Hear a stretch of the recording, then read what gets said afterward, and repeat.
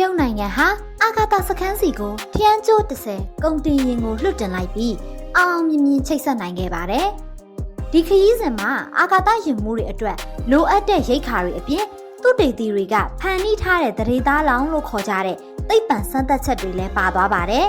။ဒါတွေကတကယ်လူသားသရေသားလောင်းတွေတော့မဟုတ်ပါဘူး။အစောပိုင်းဖွံ့ဖြိုးမှုအဆင့်တွေကိုအတူယူပြီးပင်မဆဲတွေကနေတခွဲခန်းထဲမှာဖန်တီးထားတဲ့ဆဲလ်တီဆောင်ပုံလေးတွေပဲဖြစ်ပါတယ်။အာဂါသာတွေကစွဲငင်အားနေတာနဲ့ရောင်ခြည်သစ်မှုမြင်မာတဲ့ဓာတ်တွေကိုဒီဆဲလ်လေးတွေကဘလို့တုံ့ပြန်မလဲဆိုတာကိုသိပ္ပံပညာရှင်တွေကလေ့လာသွားကြမှာပါ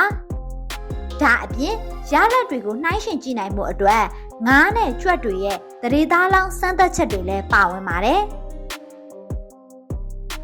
ဒီသုတေသနရဲ့ရည်ရွယ်ချက်ကတော့အနာဂတ်မှာလဒါမှမဟုတ်အင်္ဂါဂြိုလ်စီသွားမဲ့ခရီးရှည်တွေအတွက်အာဂါသခီးသွားလာမှုကသက်ရှိတွေရဲ့အစောပိုင်းဖြစ်စဉ်တွေအပေါ်ဘလို့တက်ရောက်မှုရှိမလဲဆိုတာကိုနားလည်ဖို့ပဲဖြစ်ပါတယ်။ဒီအာဂါသရှင်မှာစုစုပေါင်းစမ်းသပ်ချက်ဒါဇင်နဲ့ချီပါသွားပါတယ်။ဒီသုတေသနကအာဂါသထဲမှာသက်ရှိတွေဘလို့ရှင်သန်လှုပ်ရှားသလဲဆိုတာကိုနားလည်စေရမလို့အနာဂတ်အာဂါသခီးစဉ်တွေအတွက်အများကြီးအထောက်အကူပြုတယ်လို့မြင်မိပါတယ်။